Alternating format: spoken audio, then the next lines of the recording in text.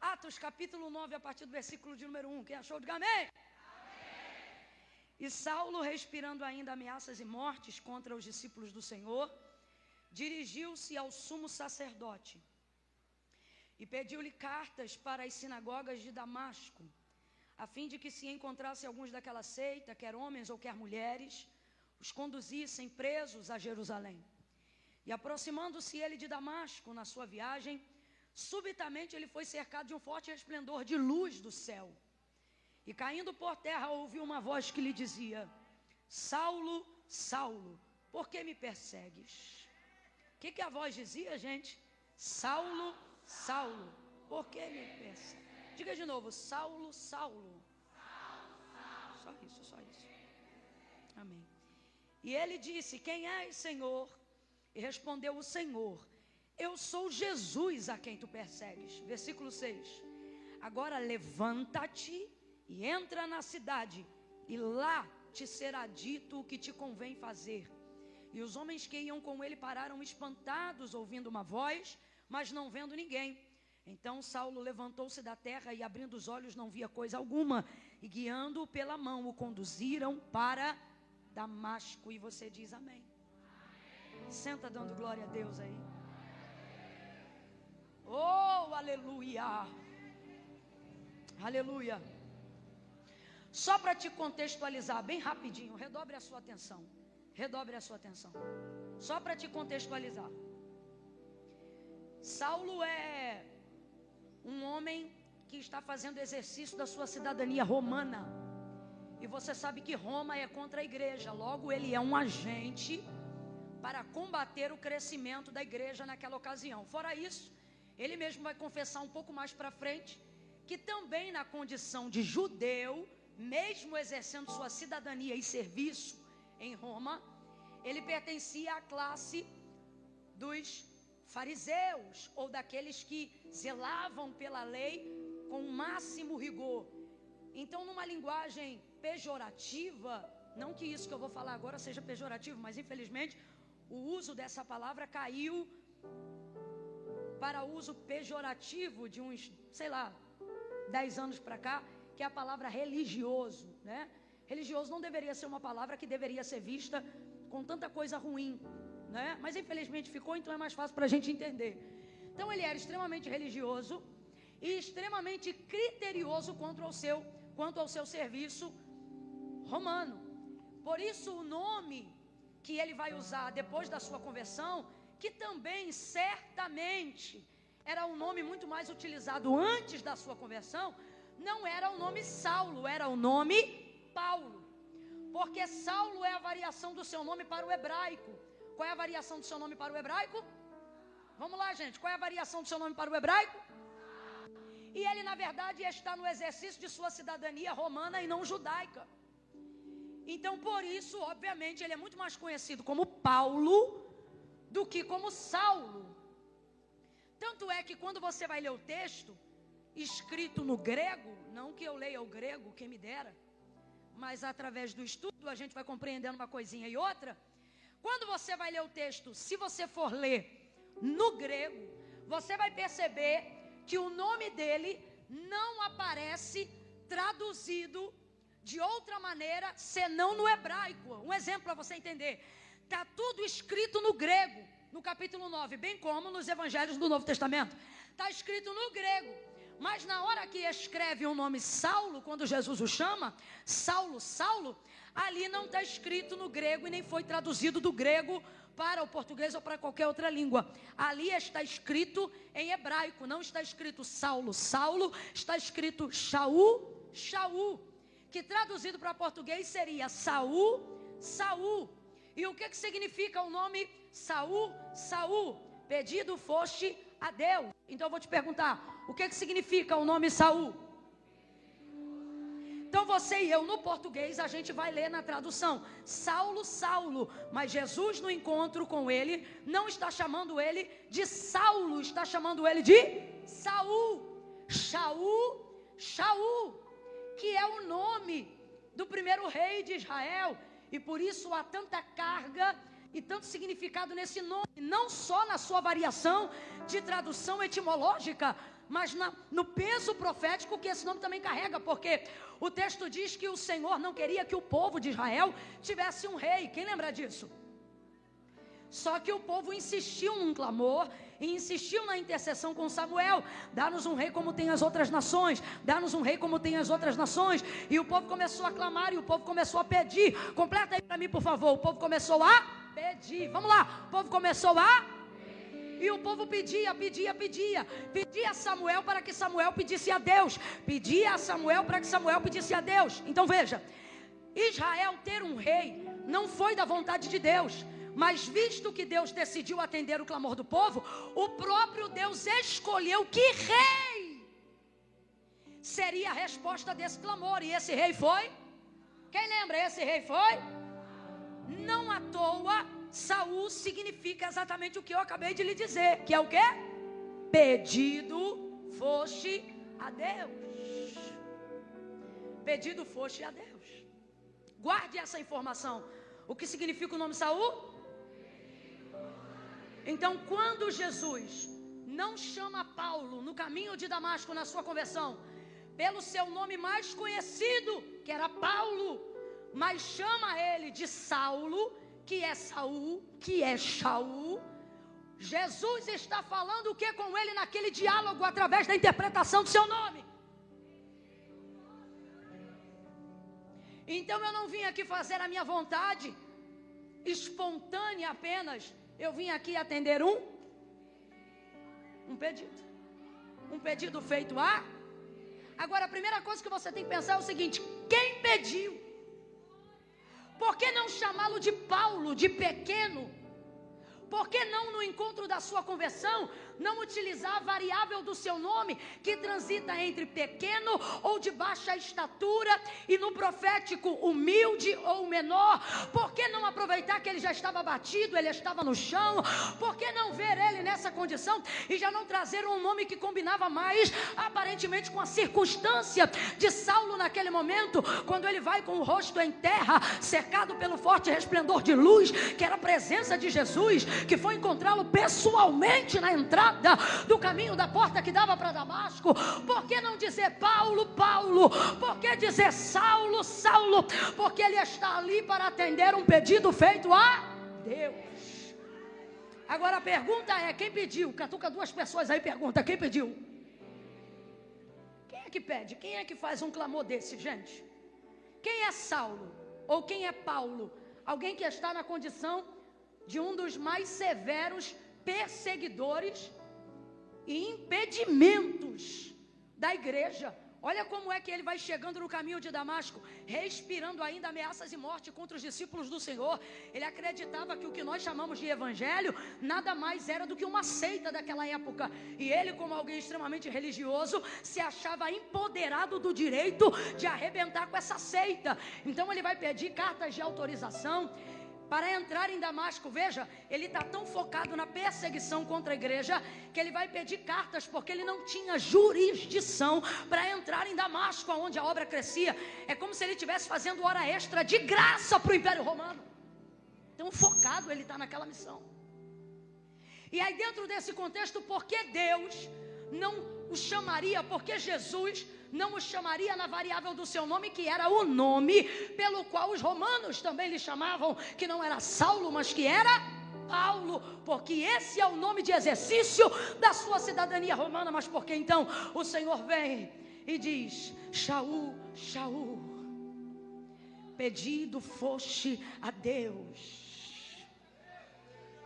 Ai, irmãos, essa colocação normalmente assusta a maioria das pessoas, principalmente se você já morou ou mora numa região de alto índice de violência. Se alguém chegar perto de você e falar assim: fulano está pedido, você já sabe o que isso significa. Ou você nasceu rico de berço e nunca entendeu essa linguagem. Rico de berço, glória a Deus. Eu sou do Rio de Janeiro, e se alguém chegar para você e falar: fulano, ciclano está pedido, é a mesma coisa de dizer: está perdido, perdeu a vida, alguém o jurou, alguém o pegará, ele pagará por algo que fez. Só que a maneira como o Senhor anuncia isso na conversão de Saulo no caminho de Damasco não é de uma maneira desesperançosa, mas é de uma maneira nova, que aponta para um novo caminho de vida. Deus está chamando ele por um nome que ele não era comumente chamado, por dois motivos. Primeiro, eu não estou te chamando pelo nome da tua reputação, eu estou te chamando pelo nome da tua origem. Eu conheço a tua essência. Todas as vezes que Deus for encontrar com você, todas as vezes que Ele quiser te dar um novo rumo e uma nova direção para a tua vida, a quantidade de seguidores do teu Instagram não vai impressionar Deus. A quantidade de métodos que você aprendeu para estabelecer contato, contratos, empresas, não vai impressionar Deus. Quando Deus chama um homem, Deus não visita a reputação desse homem, Deus visita seu caráter, Deus visita a sua essência. Depois de Pedro aparentemente já está totalmente convertido, Jesus vai repreendê-lo, porque percebe nele uma conduta que não combina com o caráter de quem será o primeiro apóstolo da igreja. E então Jesus, trazendo a revelação da sua entrega no Calvário, vai dizer como ele vai se entregar e como o Filho do Homem vai padecer. Nessa hora, Pedro, ao ouvir essas palavras, ele vai dizer: Senhor, não faça isso contigo mesmo. E aí o Senhor Jesus vai dizer para ele: para trás de mim, Satanás, tu que me serves de escândalo. O Senhor não está falando com Pedro, está falando com o diabo que usa ele naquele momento, porque para o Senhor a essência predomina mais do que aquilo que a boca quer dizer. Você se lembra de quando o Senhor mandou Samuel ir à casa de Jessé o belemita, dizendo para ele que dentre os seus filhos ele tinha um rei voltado para a aparência, lembrando-se de Saul. Samuel vai olhar para Abinadab, para Eliabe, para Samar, e ele vai pensar: certamente está diante de mim um ungido do Senhor. Mas a voz do Senhor vai bradar no coração de Samuel e vai dizer para ele: não te atente para a aparência, não olhe para a estatura, porque eu, o Senhor, não vejo como vê o homem. E se eu fosse você, eu já estava glorificando a Deus, porque nessa noite Deus colocou na minha boca uma palavra que é resposta para o teu ministério, uma palavra que é resposta para o teu chamado. E assim diz o Senhor: eu não estou consultando o teu currículo profissional, a quantidade de línguas que você sabe falar, tuas habilidades não me impressionam, teu status social não me impressiona, a quantidade de zeros que você tem na tua conta, ou o nível do saldo devedor que está na tua conta, não interfere no meu chamado. Eu, o Senhor, não me atento para a aparência, eu, o Senhor, não olho para aquilo que está em evidência, eu, o Senhor, olho o coração, a essência. A essência. Nessa noite o Espírito Santo de Deus está passando em revista.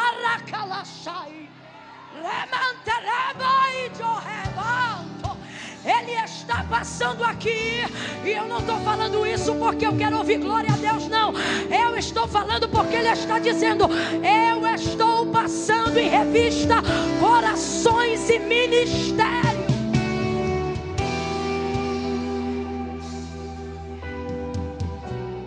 Meu Deus, meu Deus. Chamou 2 vezes para despertá-lo.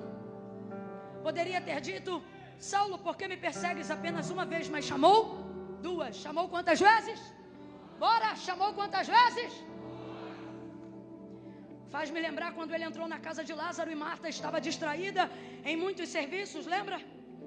E ele poderia ter dito: Marta, você está cansada em muitos serviços, mas ele não diz isso. Ele diz: Marta, Marta, 2 vezes. Alguém pode pensar: nossa, como Deus me prova. E na verdade você deveria sair daqui nessa noite dizendo: nossa, como Deus me chama, como Ele insiste.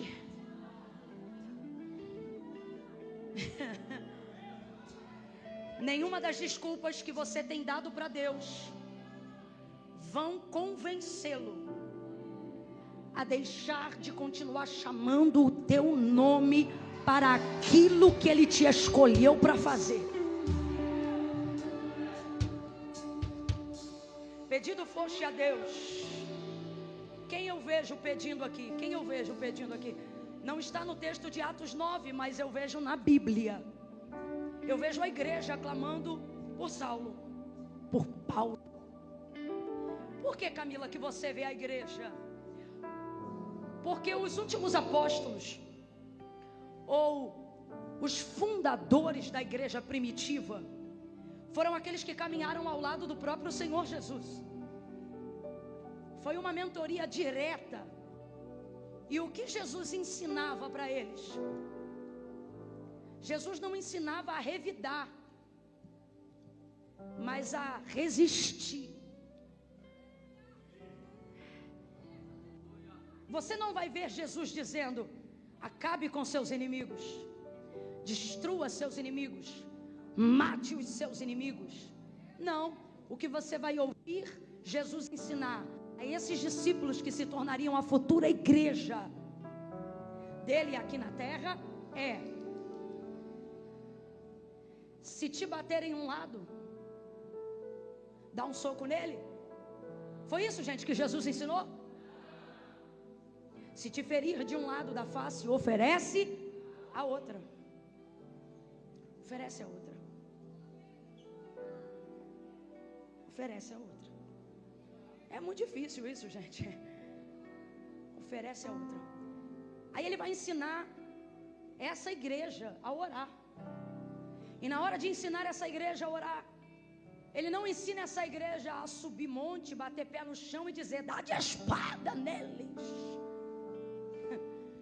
Ele não ensina essa igreja a entrar para dentro do quarto e marchar e dar ordem em anjo, como se anjo obedecesse oração. Deus, vai lá e desfaz.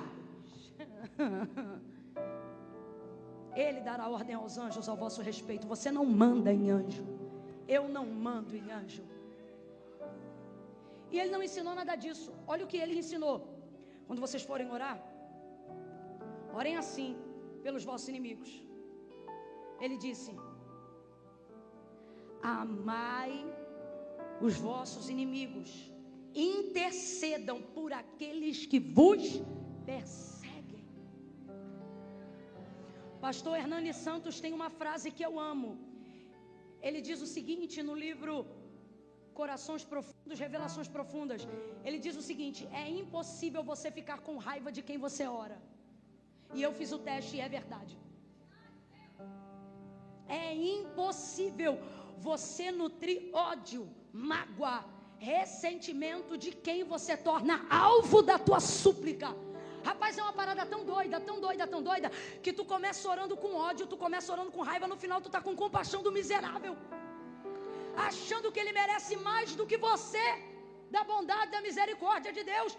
O Espírito Santo te envolve numa súplica, e quando você vê o ódio, não tem mais, a mágoa não tem mais. Guarde isso, você não gravar mais nada do que eu vou falar daqui para frente. É impossível você sentir raiva de quem é alvo da sua oração. Então, é uma orientação de Jesus. Ele disse: orai por aqueles que vos perseguem. Paulo era o que, gente? Ele era o que, gente? Abre essa boca em nome de Jesus. Ele era o que?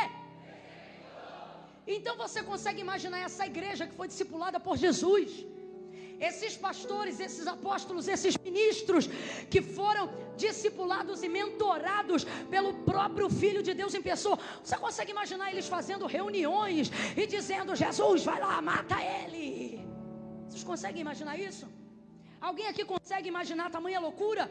Você acha que esta igreja, quando se reúne para orar, levando em consideração a perseguição da igreja, você acha que eles estão orando pelos perseguidores, pedindo Deus para matar, pedindo Deus para destruir? Você acha que alguém como Pedro, que negou a Jesus 3 vezes, está orando, pedindo Deus para destruir quem está perseguindo a igreja? Alguém que foi alvo da misericórdia, alguém que foi alvo da segunda chance. Muitas vezes, através da intercessão, no chamado, encontramos um caminho mais rápido pedindo Deus para matar, encontramos um caminho mais rápido pedindo Deus para destruir. E por que esse caminho nos parece mais rápido? Porque esquecemos da misericórdia que Deus exerceu sobre nós. Camila, eu não estou entendendo. Vai entender agora que eu vou falar rasgado. Você só acha muito difícil Deus quebrantar um coração de alguém que tenta te destruir, levantar a vida de alguém que faz de tudo para te abater, porque você esqueceu-se do quão misericordioso Deus foi na tua redenção. Você esqueceu-se do quão grandioso Deus foi quando decidiu perdoar os teus pecados, porque um pecador arrependido de verdade, quando ele tem consciência do que Deus o salvou, de onde Deus o tirou, da mentira, do engano, do abandono, da pornografia, da palavra pesada, torpe, ele não acredita que nada seja impossível para o Senhor. Então, ao invés de orar e dizer, mata, ele diz, prepara e converte. Se tu fizeste comigo, tu pode fazer com qualquer um na minha casa. Se tu fizeste comigo, nada é impossível para o Senhor fazer na minha família. Levanta a tua mão que eu estou sentindo graça de Deus. Receba súplica, receba poder para interceder, não para escolher o caminho mais rápido da morte, mas para escolher o caminho que vale a pena, o caminho da vida. Ao invés de dizer prepara e leva, a partir de hoje você vai orar, salva e faça dele um obreiro, salva e faça dela uma pregadora, salva e faça dele um pastor, salve e faça dele um ministro. Vida!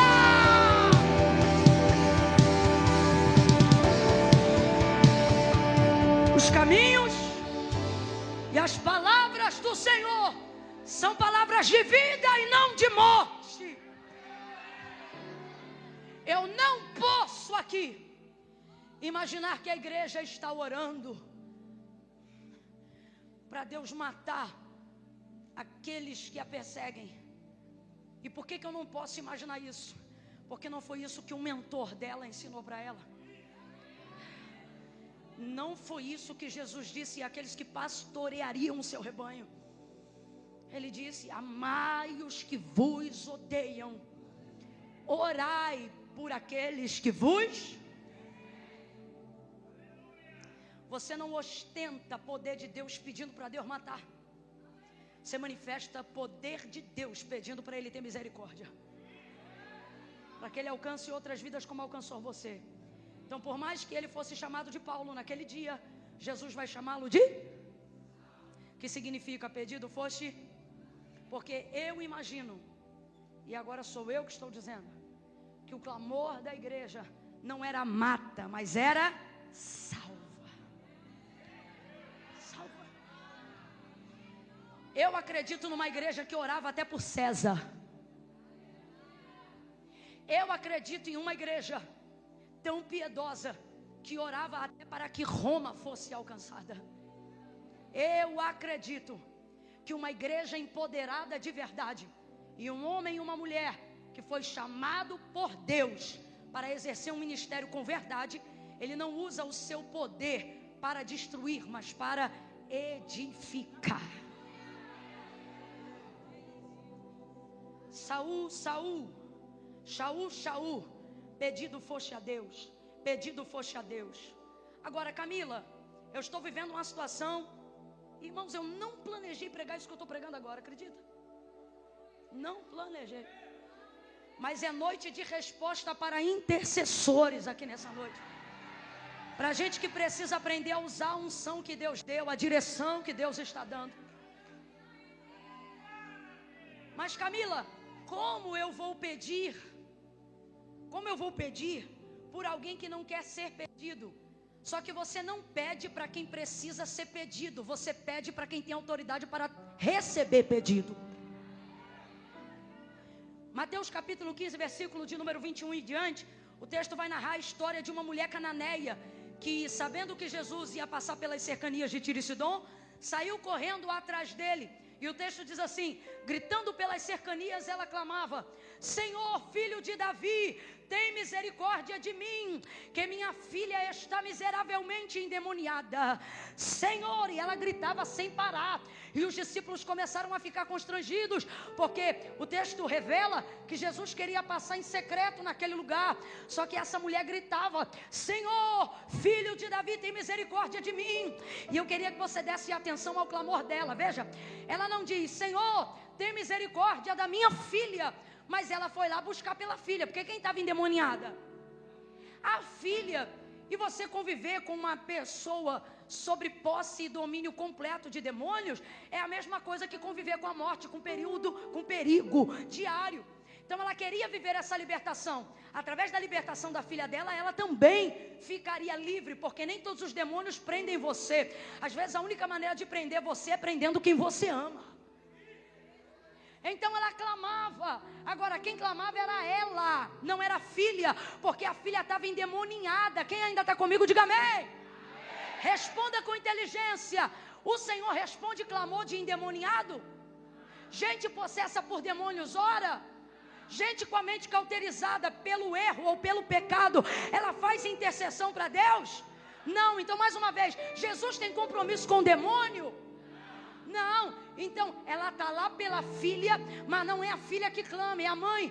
Como ela sabe que a atenção do Senhor não é para o alvo da nossa busca, mas é para quem busca? Vou falar de novo. A atenção do Senhor não é para o alvo da nossa busca, mas para quem busca. Pedi, pedi e dá-se-vos-á. Buscai e achareis. Deus não está olhando quem você quer abençoar. Deus está olhando a maneira como você busca Ele, para que Ele abençoe. Deus não está olhando quem precisa de libertação. Deus está olhando para quem o intercessor está clamando por libertação. Aí esta mulher vai dizer: Senhor, filho de Davi. Ela foi buscar a libertação da filha, mas ela não diz: tem misericórdia da minha filha. Pode olhar o texto em casa. Ela diz: tem misericórdia de mim, que minha filha está miseravelmente endemoniada. Então o que ela está dizendo? Senhor, tem misericórdia é de mim. E como é que eu estou pedindo para o Senhor manifestar que tem misericórdia de mim? A minha intercessão é que se tu tiveres misericórdia de mim, tu vai libertar ela. Se tu tiver misericórdia de mim, tu vai alcançar ela. Porque os ouvidos de Deus é para quem clama. Os ouvidos de Deus são para quem intercede. E por que eu estou pregando isso aqui nessa noite? Deus é minha testemunha que não era o que eu queria pregar. Porque Deus está dizendo: você não está sabendo usar a chave que eu te dei. Seu chamado está vivendo um nível de engessamento. Sua unção não está manifestando toda a libertação que ela poderia. Porque você olha para quem precisa e diz: fulano não vai querer Deus nunca, ciclano não vai aceitar Jesus nunca, o outro não vai largar a cachaça nunca. Você fica dizendo: Deus olha para ele, Deus olha para ela. E Deus está dizendo: eu não olho para quem está de costas para mim, eu olho para quem está diante de mim. Então você deveria estar clamando e estar dizendo: olha para mim, tem misericórdia de mim, porque eu sou tua serva. Eu vim no culto, ouça, eu ofertei, eu estou diante da tua presença. Eu vim aqui te clamar por aquilo que me aflige, eu vim aqui te buscar por aquilo que me incomoda. Filho de Davi, tem misericórdia de mim. Ela clamava e não parava. Filho de Davi, tem misericórdia de mim. Bata no teu peito e diga: de mim, diga: de mim. Meu Deus.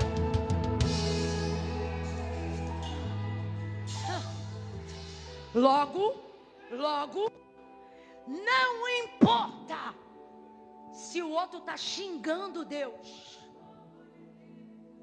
se o alvo da minha recuperação ou de quem eu desejo que Deus salve, logo, não importa se o outro está batendo o pé no chão e fazendo o trabalho contrário, dizendo: crente, eu não vou ser nunca. Deixe ele fazer o que quiser fazer. Deixe falar o que quiser falar. Guarde isso no seu coração. Compromisso de Deus não é com aquilo que as pessoas falam com os outros, mas é para com aqueles que falam com Ele. Então Ele está dizendo: teu problema e o meu problema é que a gente dá muito ouvido para o que os outros dizem e pouca fala para o que Deus quer ouvir de nós. Pare de dar ouvido aos endemoniados. Pare de deixar os endemoniados roubarem a tua paz. Pare de deixar os alcoólatras minarem a tua fé. Pare de deixar os prostituídos rasgarem as tuas vestes sacerdotais. Deus está dizendo: você está dando muito ouvido ao que eles dizem e pouca fé ao seu clamor. Ah, Senhor, olha para ele, olha para ela, pois a partir de hoje ele está dizendo: tu vai orar, olha para mim. Olha para mim e salve esse homem, porque eu amo ele.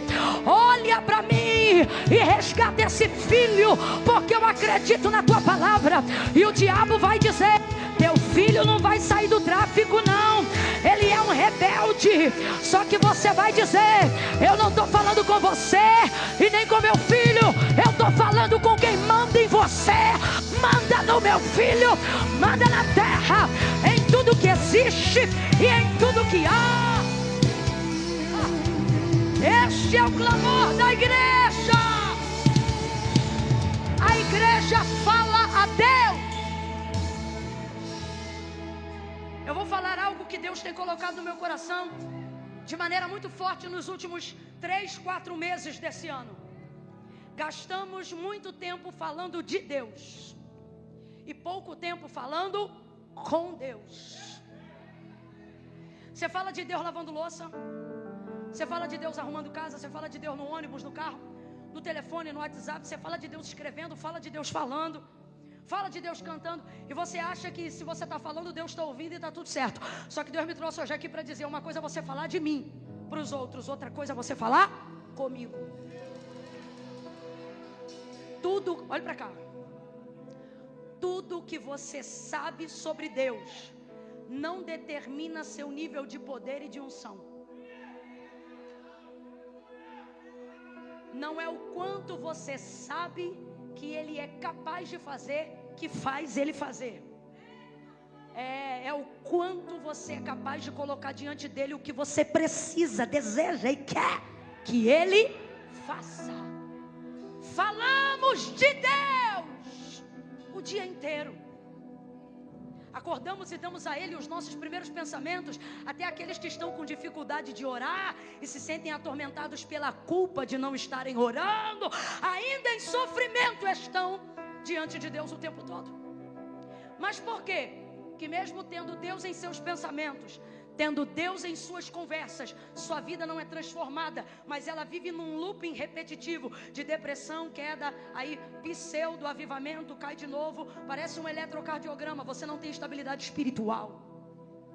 E por que isso se dá? Porque você aprendeu a ouvir falar sobre Deus e você também aprendeu a falar sobre as coisas que Deus faz. Mas o último estágio é o mais difícil. Qual? Falar com Ele. Tudo te afasta para você não falar com Ele. Se você ficar sem orar 3 dias no quarto, você morre de vergonha de ter ficado tanto tempo sem orar. E aí agora você não ora também. Porque você aprendeu a falar sobre Deus. Mas você não se envergonha de falar sobre Deus. Se tiver que pregar, você prega. Se tiver que cantar, você canta. Se tiver que falar de Deus para alguém, você inclusive vê nisso a sua redenção. Para mostrar: estou fraco, mas ainda sou teu. Só que Deus está dizendo: isso não muda nada. Você não está percebendo? Não é o quanto você fala de mim, é o quanto você fala comigo.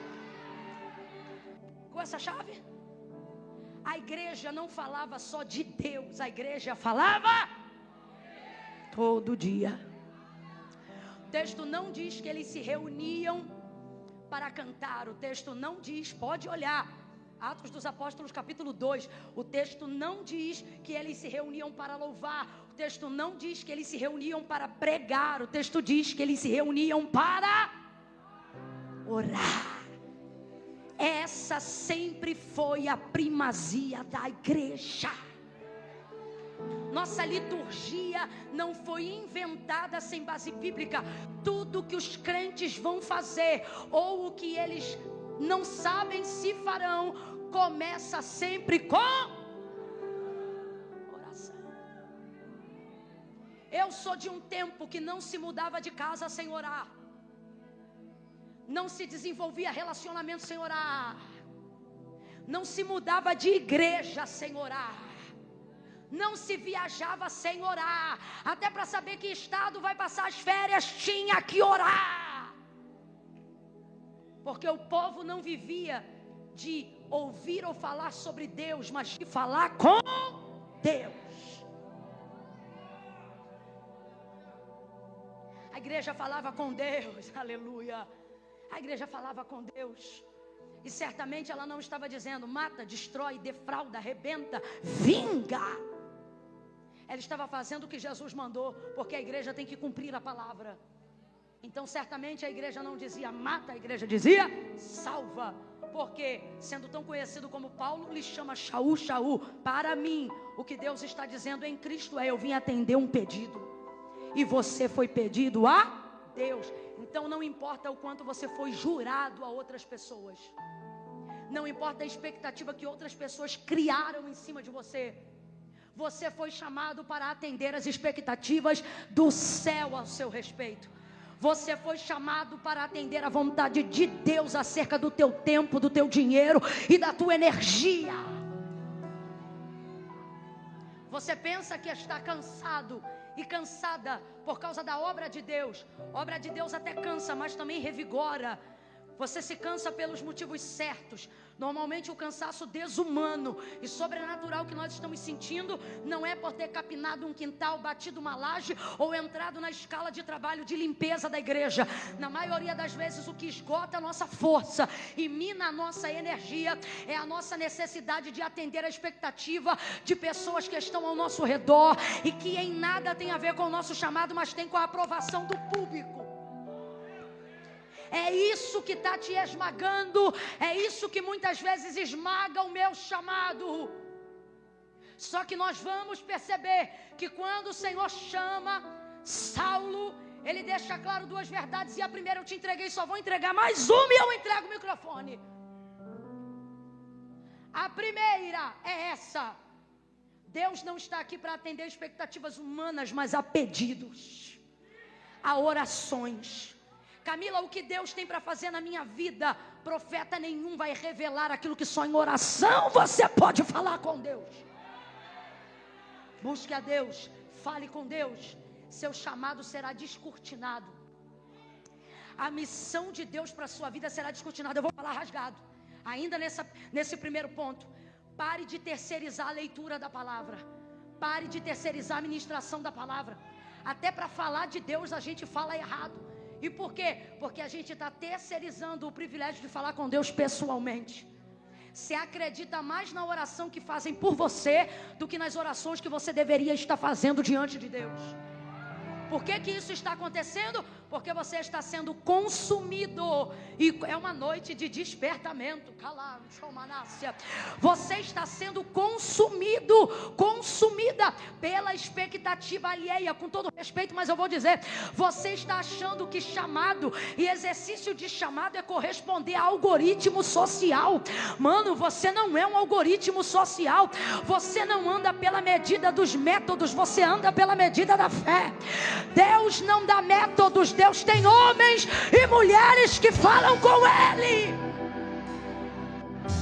Você tem andado desesperado, angustiado, angustiada. Deus, parece que eu não estou fazendo as coisas certas. Parece que eu não estou fazendo a sua vontade. E parece porque não está mesmo. Porque você acha que a aprovação de Deus está na aprovação dos homens. Irmãos, se a gente soubesse a quantidade de gente que tem sucesso, mas que não passa, como eu ouvi de um amigo esses dias, de fracassados bem pagos. Por quê? Porque não está entendendo a necessidade de voltar a falar com Deus. Se você é crente e não está falando com Deus, você está afastado. E enquanto você achar que continua crente só porque está na igreja, você não vai corrigir esse ciclo de afastamento.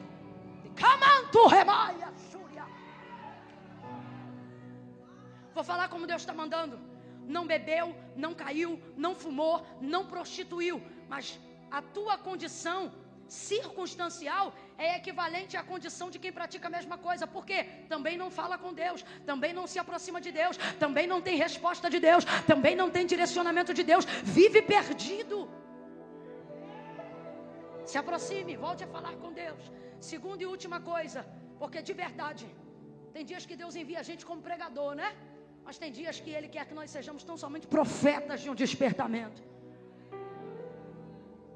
A expectativa alheia esmaga a nossa coragem de fazer o que Deus quer que nós façamos. Essa é uma frase que se tornou muito popular nos últimos 5 anos e ela é muito verdadeira. O que tem acabado conosco, ou o que tem acabado com alguns, não é o diabo, é o seu status.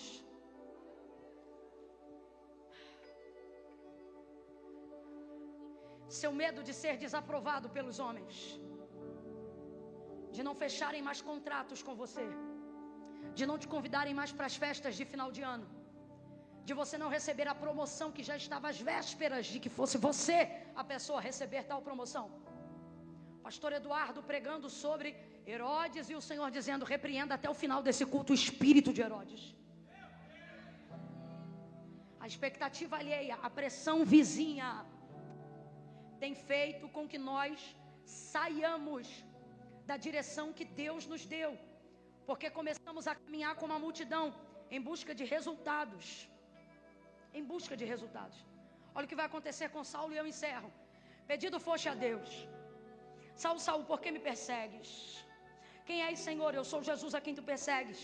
Duro será para te recalcitrar contra os meus aguilhões.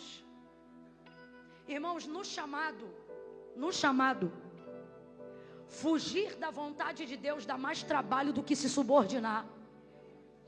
O cansaço e o esgotamento que a gente sente, o nível de abalo psíquico e emocional que a gente atravessa, tem esmagado até o nosso físico, fibromialgia e tantas dores. E você diz: é por causa da obra. E Deus me trouxe hoje aqui para dizer: não, é por causa da fuga. Você está pegando a energia que Deus te deu, a direção que Deus te deu, o chamado que Deus te deu, e de vez ir para cima de cabeça e se cansar pelos motivos certos, você usa toda essa energia para fugir para um lugar seguro. E que lugar seguro é esse? Normalmente um lugar seguro é onde Deus não está. Por que, Camila? O lugar que Deus fornece não é de segurança? Irmão, viver de fé é aceitar risco. Se a nossa vida hoje está num ponto que não nos oferece risco algum por decidirmos fazer a vontade de Deus, é sinal que estamos fora do centro da vontade de Deus. O centro da vontade de Deus é um lugar que te instiga, é um lugar que te leva, te impele a orar para receber providência. Mas estamos tão distantes da nossa comunhão com Deus que preferimos estar num lugar onde não tenhamos que depender de falar com Deus para receber, porque sabemos que nossa vida espiritual não está sustentando o chamado. Então você foge em rota de fuga e não de colisão com os homens. Você foge. Foge da sua unção, foge do seu chamado, foge dos maiores testemunhos que era para você estar contando no mês de setembro. Eu vou falar como Deus está mandando. Você está entediado, você está entediada, e você diz: é porque não acontece nada em Barreiras. E o Senhor está dizendo: não, é porque não acontece nada no nosso relacionamento. É por isso que você está entediado.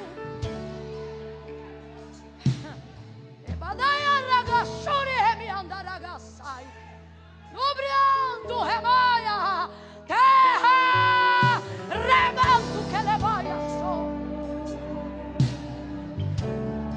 Eu sei, seria tão top se Deus me entregasse hoje algumas palavras, algumas revelações, algumas coisas. Só que eu penso que talvez Deus não esteja fazendo isso, não porque não seja bom, não porque não seja maravilhoso, mas para que você não saia daqui achando que o que você precisa começa aqui e termina aqui. Deus está dizendo: pode até começar aqui, mas só vai terminar quando tu voltar para o quarto.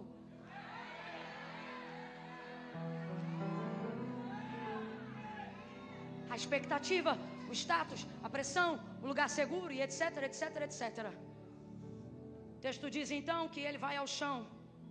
Ele vai ao chão, porque quando Deus te visita na essência e te chama, não pelo nome que o mundo te deu, mas pelo nome que a tua essência carrega. Você não vai ao céu, você vai ao chão. Agora, encontrar-se com Deus provoca isso. Você entra indo ao chão. Mas como é que foi que Saulo saiu? O Senhor lhe disse: levanta-te. Aleluia. Aleluia. Aleluia. Oh, aleluia. Eu estou sentindo uma graça de Deus tão grande aqui. Deus está dizendo assim: o medo que você tem de mim e do que eu vou fazer vai se provar quando você me encontrar. Você queria que eu falasse ao contrário, né? Mas não, eu vou falar a verdade.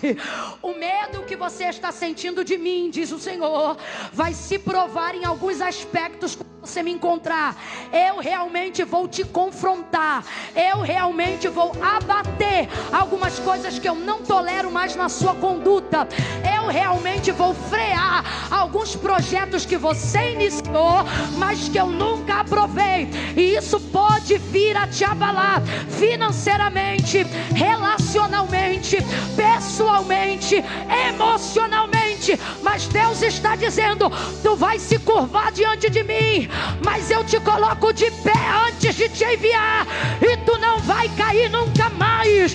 Deus disse para ele: levanta, levanta, levanta, levanta e entra na cidade, porque lá te será dito o que te convém fazer. Ele está dizendo: nunca mais tu vai ficar perdido. Tu vai levantar e vai saber o que tem que fazer. Vai levantar e vai saber onde tem que entrar. Vai levantar e vai saber aonde você tem que ir. Eu vou te dar uma direção que te leva.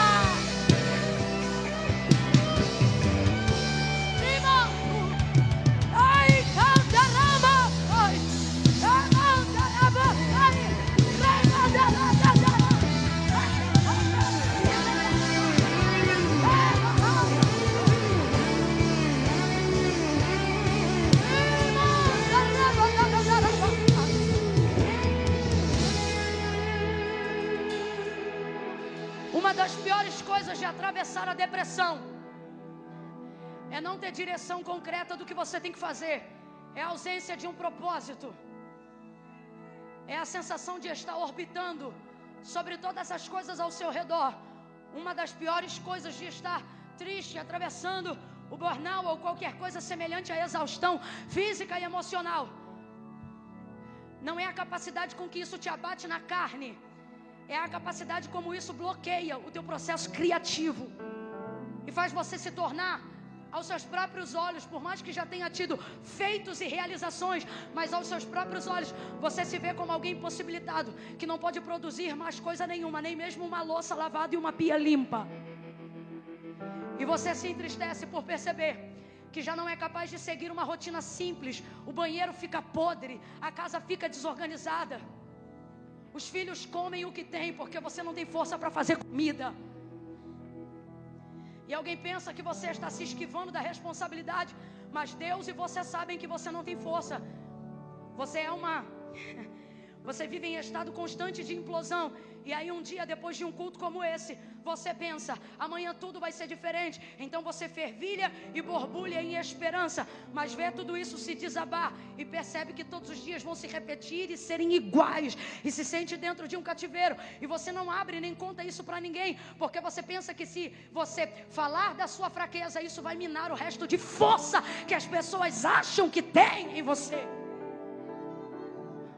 Orbitando sem propósito, você descobre que o pior não é a dor da fibromialgia, não é a tensão muscular, não é o desemprego, a ausência de uma carteira assinada ou a falta de um CNPJ. Você descobre que o pior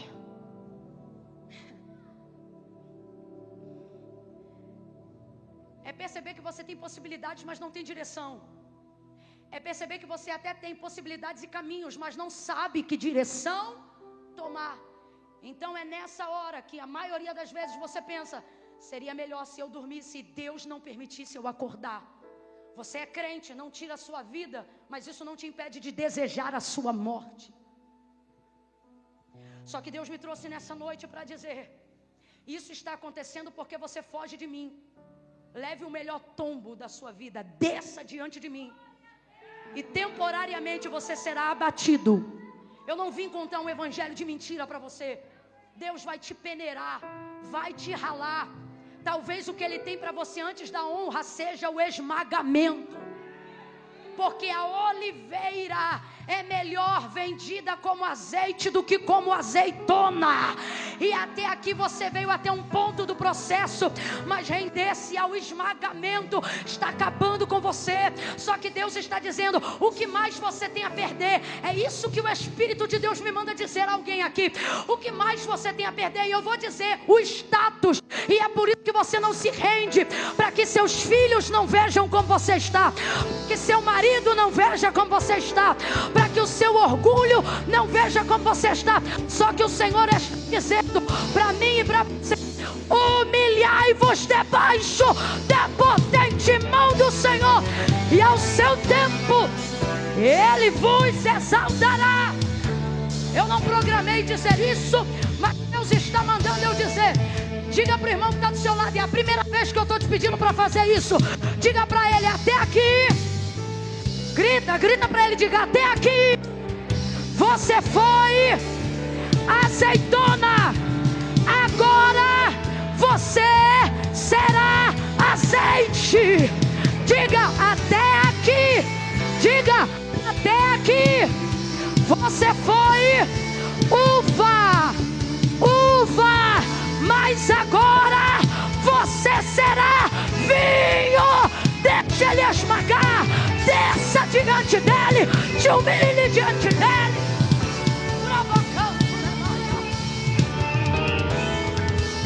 O processo é outro. Tudo que você aprendeu sobre Deus,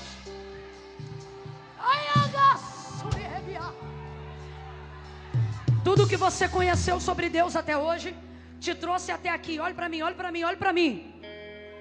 Por que você não está conseguindo romper desse ponto que você chegou? Porque você quer usar todas as ferramentas que você já viu Deus usar, que te trouxeram até aqui. Só que Deus está dizendo que tudo que te trouxe até aqui não te serve para te levar para mais lugar nenhum. Daqui para frente é rendição. Esmagado no chão. Agora veja, as pessoas adoram dizer que o Senhor derrubou Saulo. Se ele derrubasse, a obra não seria feita. Porque não é por força nem por... é por decisão. Se ele tivesse derrubado Saulo, como a gente canta, como a gente prega, nada disso que eu estou pregando teria acontecido. Por quê? Porque isso não é verdade. Aí ele caiu do cavalo. Mano, nem cavalo tem no texto. Aí é conjectura. Se é para conjecturar, a gente pode conjecturar um monte de coisa. Vamos conjecturar a coisa certa? Cercado por um forte esplendor de luz do céu, prostrado disse: quem és, Senhor? Ah, mas o texto diz que caiu. Porque é a maneira que foi traduzida para desceu depressa. É a mesma colocação dita para Maria quando se dobrou ao joelho dele, que dava-se aos pés de Jesus. Seria a mesma expressão de Atos 9. Aí você diz assim: Camilo, eu ainda tenho minhas dúvidas, então vamos acabar com as tuas dúvidas agora. O texto diz que ele é um soldado. Ele caiu de joelho dobrado, mão espalmada no chão. Isso é sinal de rendir? Será que um soldado não sabe qual é a posição de rendição diante de alguém que é maior do que ele? Segunda coisa, ele não descobriu saber quem era para se render depois. Ele sabia que quem estava diante dele era maior do que tudo aquilo que ele já conhecia. E isso era o suficiente para levar ele para a rendição. Você não tem que esperar terminar de ler a Bíblia toda para se lançar no chamado, não, filho. Se você reconhece que tudo que te moveu até aqui é maior do que você, renda-se hoje. Renda-se agora mesmo. Em posição de rendição, ele começa, mas de pé ele termina. E a Bíblia diz que melhor é o fim das coisas do que o início delas. Você está preocupado e com medo de completar esse processo de dor, que é dolorido, irmão. Admitir nossa fraqueza é dolorido. Você está com medo de entrar nesse processo de reformulação da sua vida espiritual, porque ele começa te botando no chão. Mas o que Deus nos trouxe nessa noite, e quem tem ouvidos, o que Ele está dizendo é: você entra diante de mim, caído, mas sai de diante de mim, de pé e com uma direção. Para os que estão atravessando momentos difíceis, psicossomáticos, psicológicos, a palavra que Deus colocou no meu coração para fechar esse momento é: depois que você se render, você vai abrir os olhos e não vai ter vontade de ficar mais 10 minutos na cama. Não vai ter vontade de ficar mais meia hora pensando assim: eu vou levantar para quê? O Senhor está dizendo: você nunca mais vai acordar sem propósito, porque o teu propósito vai te despertar do teu sono todos os dias. Eu vou liberar uma palavra de esperança, porque Deus, quando manda eu falar, eu falo, mas também quando Ele manda eu soltar o bálsamo, eu solto. E Deus está me mandando dizer para você aqui que lembra quando você era criança e estava de férias?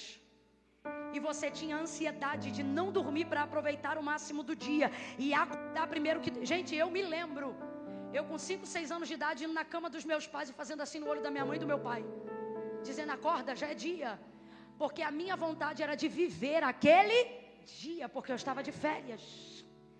Deus está dizendo: e se eu te disser que ainda antes que esse ano termine, se você se render ao processo, ao clamor, você vai voltar no espírito a ser como aquela criança que, ao invés de acordar arrastando o pé e dizendo mais um dia, você vai levantar e vai animar a casa inteira a levantar também para viver o propósito do chamado do Senhor.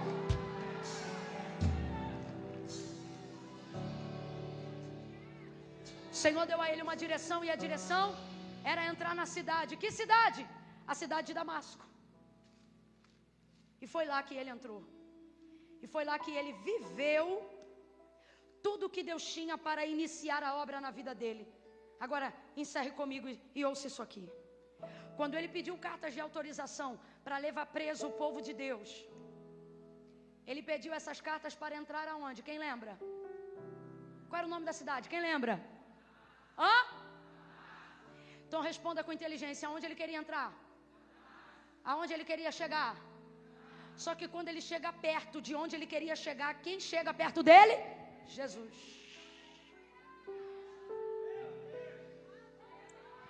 Deus me manda te dizer assim: já há alguns anos você se sente perto de chegar aonde você queria chegar, mas você não chega, e isso é que te aflige a alma. Aí você pensa: deve ter algo de errado comigo, ou deve ser o inimigo. E Deus me trouxe hoje aqui para dizer: não é você, nem é o inimigo. Quem chega perto de você, quando você chega perto de onde você quer chegar, sou eu. Porque nesse processo eu vou trabalhar com dor e desejo. Quanto mais desejo você tiver de algo, eu vou aproximar a dor de você, para você entender que não há realização de desejo sem ser na minha presença. Vou falar como Deus está mandando. Deus está dizendo: antes de você se realizar, você vai me realizar. Agora o texto diz que depois desse processo que ele vai viver bem no meio, tão perto de onde ele queria chegar, o texto diz que Jesus vai dar a direção para ele. E a direção é: volta para casa? A direção é: vai para Jerusalém? Não. Qual é a direção? Entra na cidade. Qual era a cidade? Qual era a cidade? Olha para o teu irmão e diz assim: você vai chegar aonde queria chegar. Prega para ele e diz: mas vai chegar como ele queria que você chegasse. Diga para mim: Saulo chegou ou não chegou? Chegou ou não chegou? Mas como é que ele queria chegar? Dando carteirada, prendendo, interrogando, cheio de orgulho, cheio de autoridade, cheio de habilidade, cheio de poder humano. E parece que eu vejo Jesus dizendo: vai chegar. Você quer chegar lá? Vai chegar. Mas vai chegar como eu quero. Não vai chegar por cima, vai chegar por baixo. Não vai chegar se achando, vai chegar na humildade. Deus está dizendo: eu estou te esmagando perto do caminho, porque eu vou fazer você vai chegar. Você vai chegar aonde você planejou chegar, mas chegará como eu planejei que você chegasse. Vai chegar do meu jeito, vai chegar do meu jeito, vai chegar como o temperamento que eu vou trabalhar, vai chegar como o jeito que eu vou trabalhar em você.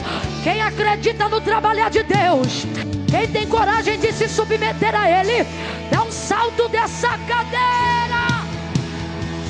Você vai chegar, vai chegar. Meu Deus, esse grito está na boca. Assim diz o Senhor: você vai chegar, vai chegar, você vai chegar lá.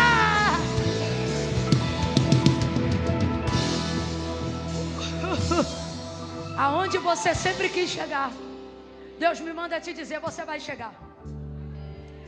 Você vai se ver lançando os livros que você se via escrevendo. Você vai chegar lá. Ei, você vai ainda se tornar um pastor de ovelhas. Você vai chegar lá. Deus me manda dizer: você vai chegar. Você utilizou de tantos recursos humanos, tantos recursos herodianos, para tentar chegar aonde você queria chegar. E tudo isso foi interessante porque te fez chegar bem perto. Completa para mim, por favor. Te fez chegar bem? Só que isso foi também o que te deixou doente. Porque pior do que saber que você não pode chegar é saber que você pode chegar, mas não.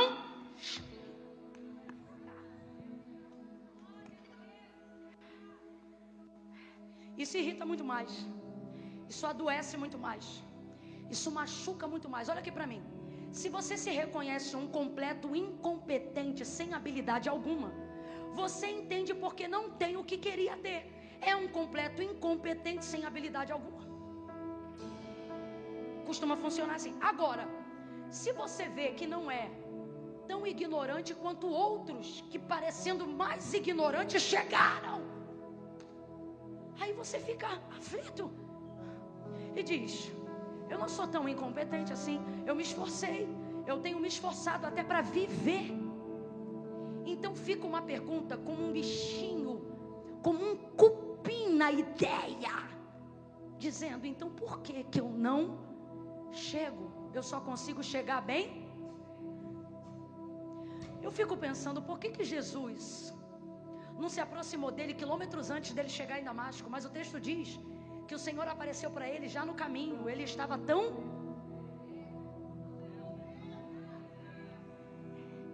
E é isso que tem nos adoecido.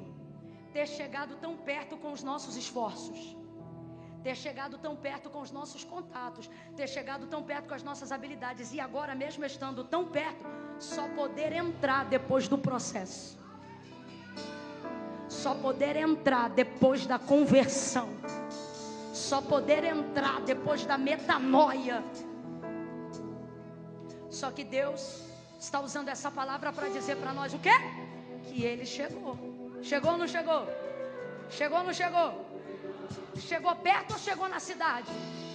Chegou na cidade.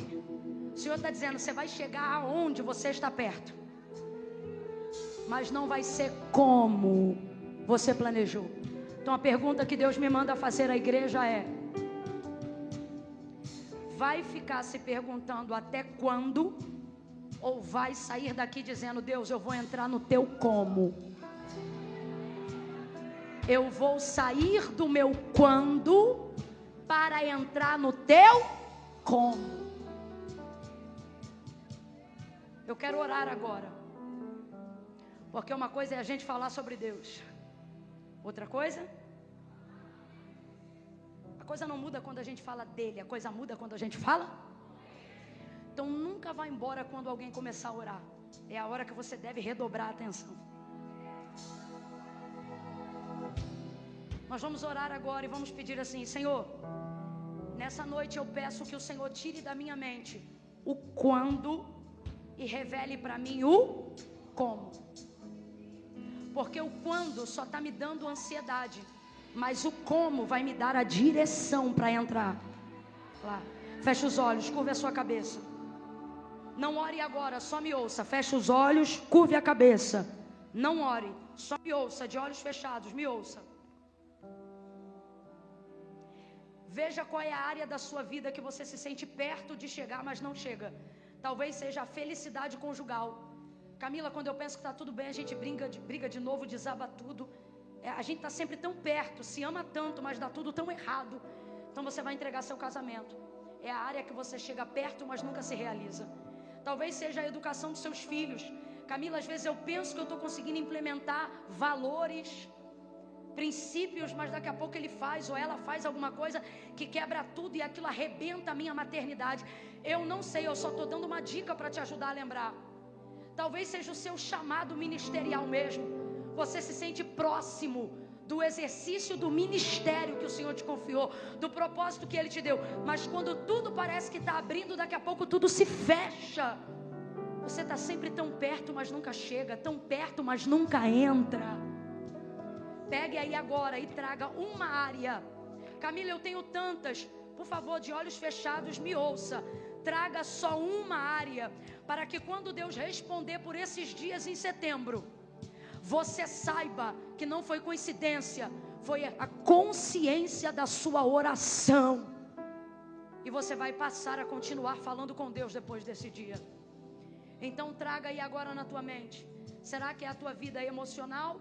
Camila, quando eu conheço alguém e penso que vai casar, que vai ser meu marido, me trai, vai embora. Eu não sei o que é, mas fale com ele agora. Qual é a área que você chega perto, mas não entra? Fala com ele agora. Agora pegue essa área e se esforce para fazer com Deus agora um pacto de submissão. Senhor, eu quero me render. Eu não quero mais tratar essa área com as minhas próprias habilidades. Eu não quero mais tratar essa área com a minha própria mente. Senhor, eu quero me subordinar. Eu quero subordinar esse casamento. Eu quero subordinar esse ministério. Eu quero... Pegue aquilo que estava perto, mas você não chegava, e subordine agora. Gente, isso não é brincadeira. Isso é um pacto que você está fazendo com Deus.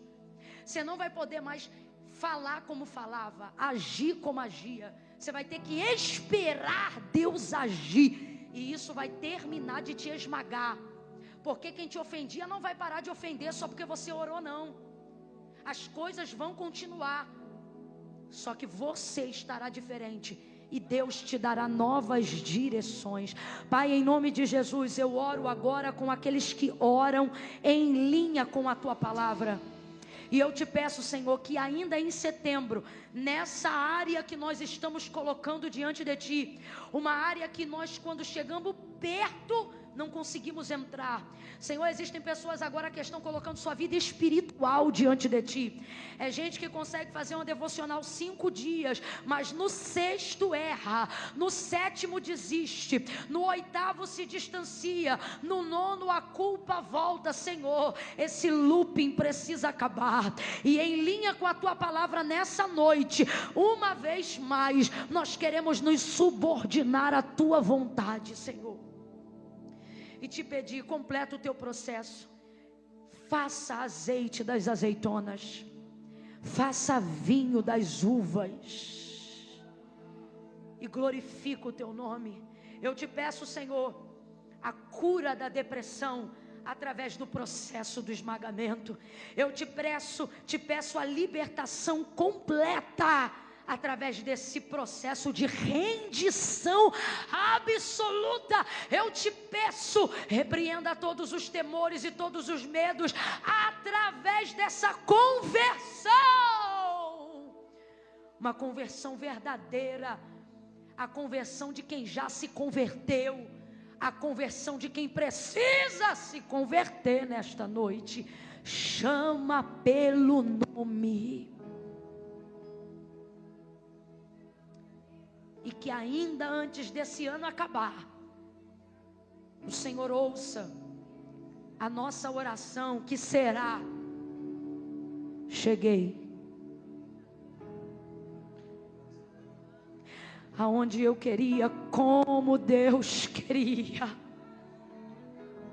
E renova a esperança nessa noite. Renova a esperança e faz essa pessoa entender que ela chegou perto demais para desistir, perto demais para voltar atrás, perto demais para abrir mão desse sonho. Coloca ele dentro da cidade, coloca ela dentro da cidade, coloca os pés dele como tu colocaste os pés de Abraão em Canaã, coloca os pés dela dentro da geografia da sua realização, Senhor. Essa é a nossa oração, em nome de Jesus. Quem concorda, diga. Levante a sua cabeça. Aleluia. Pegue o seu celular agora. Não abra o WhatsApp, não abra a rede social, desbloqueie ele, só isso. Pegue o seu celular, se ele ainda tiver com bateria agora, desbloqueie ele. Você tem alarme? Serviço de despertador? Olha para mim. Pegou o celular? Quem tem celular, pega o celular. Vá no despertador. Você vai colocar qual é a hora marcada para depois dessa noite você falar com Deus de novo. Que horas você vai falar com Deus de novo sobre isso que conversamos hoje aqui? Que horas você vai falar com Deus de novo sobre isso que nós ouvimos aqui? Escolha um horário viável. Ah, Camila, aí tá sem orar não sei quantos dias. Aí eu vou botar 3 horas da madrugada. Irmão, se você tá com fé e vai honrar, amém. Agora não viaja não. Coloque um horário que você vai parar tudo para orar essa hora. Faça um horário viável. Coloque aí agora. Coloque aí agora. Quando o telefone despertar, o que você vai fazer? Vou perguntar de novo. Quando o telefone despertar no horário que você colocou aí, de acordo com a sua logística, o que você vai fazer? Falar com Deus, você vai orar. Vai orar sobre o quê? Sobre o que a gente conversou hoje aqui. O que a gente falou hoje aqui? É isso. Porque quando você está muito perto e está muito no processo, até para saber o que vai falar com Deus é difícil. Botou aí para despertar? Você vai terminar de orar quando ele despertar. E vai botar para despertar de novo. Você vai agendar a próxima hora que você vai falar com Deus. Eu vou botar o meu aqui. Não olha para mim não, irmão. Se você tem celular e ainda não botou o despertador, bota, sabe por quê? Eu posso pregar 4 horas e isso não muda a sua vida. O que muda a sua vida é o que você decide fazer depois do que você ouviu. Colocou? Quem colocou, diga amém. Guarda o celular. Sai do WhatsApp. Guarda. Guardou? Última oração da noite. Eu vou contar de 1 a 3. No 3. Quem estiver afastado, distante. Camila, essa palavra foi para mim, Camila. Eu sei que foi para todos nós. Eu também recebi. Recebi muito. Mas Camila, eu preciso tomar uma decisão hoje. A de reconciliar com o Senhor. Me afastei. Mas Camila, precisa, porque não foi a igreja que inventou isso. Foi Jesus que disse assim, aquele que me confessar diante dos homens, eu também o confessarei diante do meu Pai que está no céu. Porém, aquele que se envergonhar de mim, diante dos homens, ficará envergonhado diante do meu Pai e dos anjos que estão no céu. Camila, é que eu tenho um monte de coisa para resolver. Jesus disse, ora, sem mim, nada podeis fazer. Pega teu status hoje, de querer ser bom crente, bota no bolso, e humildemente seja o crente que você puder ser hoje. E venha do jeito que você estiver. Quando eu disser 3, quem está afastado, quem se diz desviado, que dia da semana é hoje, gente? Eu estou desviado, quinta-feira à noite, depois das 10 na igreja. Tu não está desviado. Era para tu estar em qualquer rocha de barreiras. Se você está aqui é porque você ama e tem temor. E está com saudade, e é a noite de você voltar. Quem tem ouvidos, e ao ouvir, não endureça o seu coração. No 3, se você hoje quiser reatar seu relacionamento com Deus, eu vou te dar a chance de fazer com Ele um concerto. E vou pedir o pastor Eduardo para orar por você. E eu vou orar com imposição de mãos daqui. Eu conto 1. A igreja orando agora. Para que se tiver alguém aqui que precisa reatar a amizade com Deus, tenha coragem. Coragem, tenha coragem. Eu conto 2. Você vai levantar a mão direita bem alta no 3. 2,5. Coragem. Camila, sou eu. Essa noite é de mudança para mim. É você? Se é você, 3. Levanta a mão bem alto e fica com a mão aí erguida. Deixa eu te ver. Acende a luz da nave um pouquinho. Acende. 1, 2, 3, 4, 5, 6, 7, 8, 9, 10, 11, 12, 13, 14, 15, 16, 17, 18, 19, 20, 21, 22, 23, 24, 25, 26, 27, 28, 29, 30, 31, 32, 33, 34, 35, 36, 37, 38, 39, 40, 41, 42, 43, 44, 45, 46, 47, 48, 49, 49. Vira, aplauda o Senhor. Você vai chegar. 5.